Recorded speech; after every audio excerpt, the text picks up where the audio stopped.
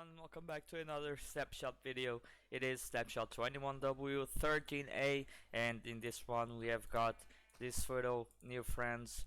It is the goat, and we can now breed them with weed. So they are a new type of passive mob that will spawn in the new generated mountains, and they are just adorable. So let's jump into today's snapshot news and talk about other changes and features in today's snapshot.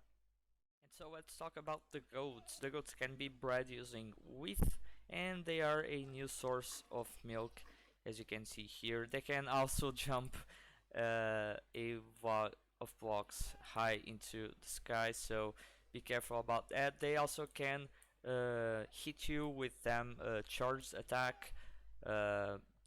That doesn't seem to be implemented yet in Java edition. So these are the goats. They will spawn mainly in the mountain biome.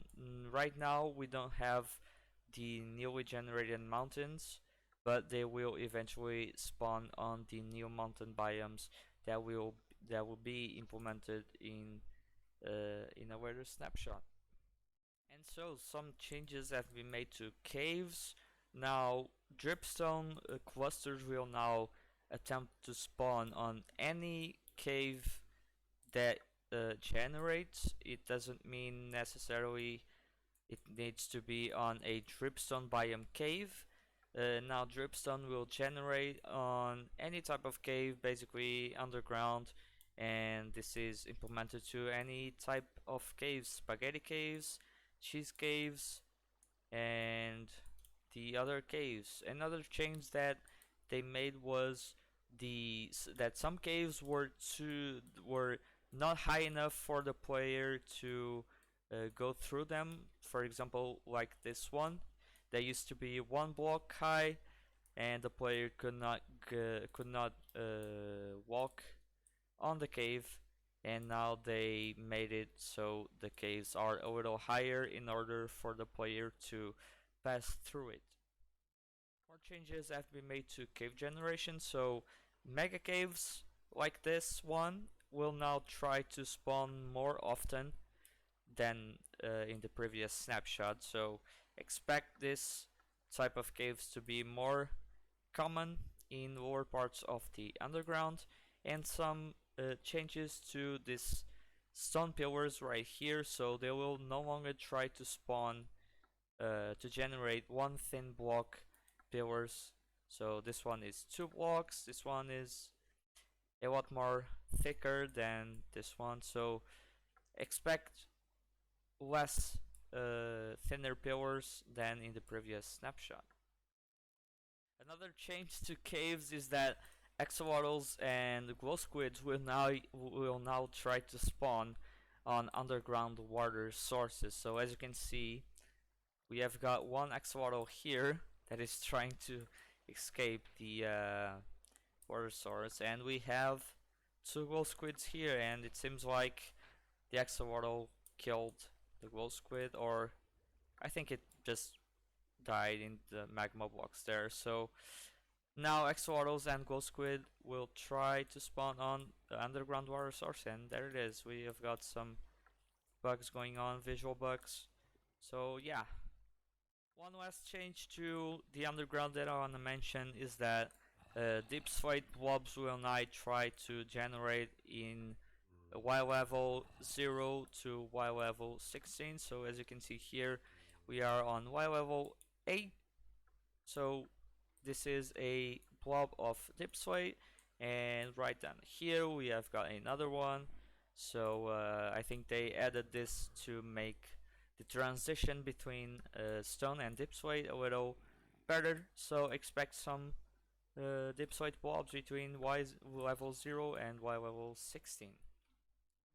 So iron will be more common in the world overall. We don't have a graphic to show us where it will spawn more, but it says in the blog post that iron will be more common, and that diamond blobs will be bigger than before. So for example, we will have something like this, or I don't know, we will have bigger diamond blob. So if you find a diamond blob, expect it to be more bigger, expect it to be bigger than the previous diamond blobs. So let's talk about little changes to powder snow. Now, a mob that is burning and touches powder snow, it will melt the powder snow, as you can see, and the mob will briefly stop burning until it dies again. So as you can see, we've got a zombie here. I'm gonna demonstrate again. So as you can see, the zombie burns, and if it touches the powder snow will melt. So this is a new feature to powder snow. Another change is that powder snow will now be harder than before. So the hardness of powder snow has been increased. So let's try this out with TNT. It will of course go below the powder snow, and it seems like the powder snow kind of stops the explosion from happening. So this is a new change to powder snow. Of course, the TNT, because it is an entity, it will just go down the powder snow. So let's try this out again. So it seems like the powder snow hardness has been increased. So as you can see, the TNT doesn't blow up the entire pillar here. So it seems like the powder snow kind of stops the explosions.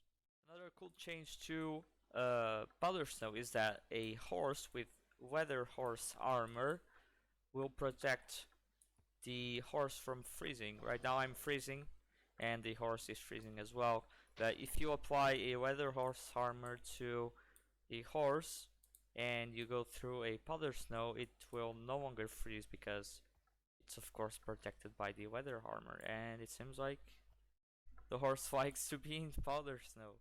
Trade and wood table additions. Villagers with a mason profession will now try to sell you 4 dripstone blocks for 1 emerald.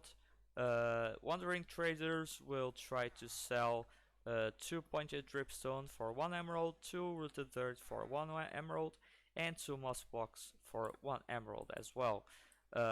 Now, mine carts in mine shafts will now try to generate glowberries inside, and chests in shipwrecks will now try to generate moss blocks inside as well.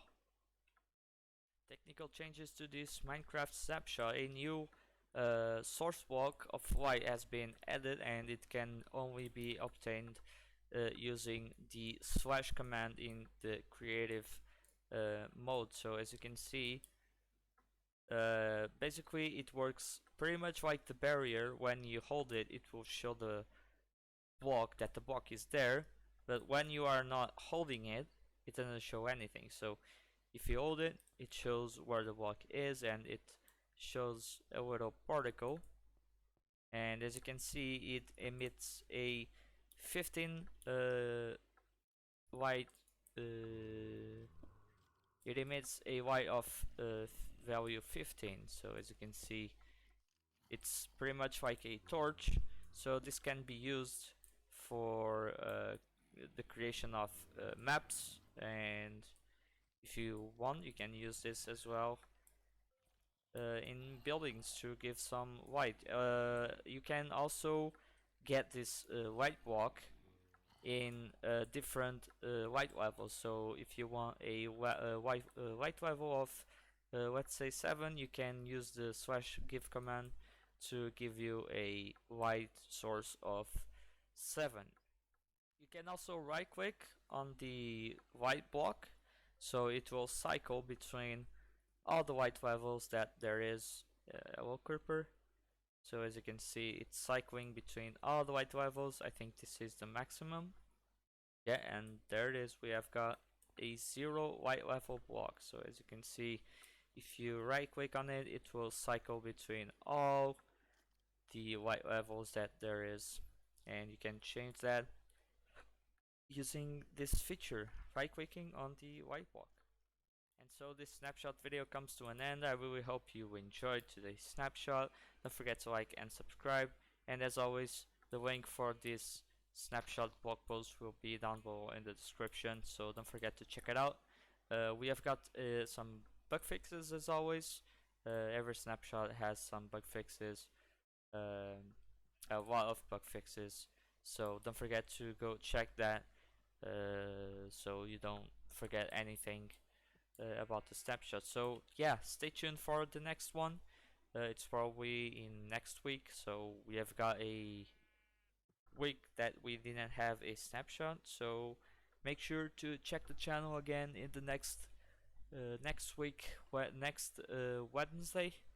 So yeah, stay tuned, stay safe, and as always, I will see you in the next video. Peace.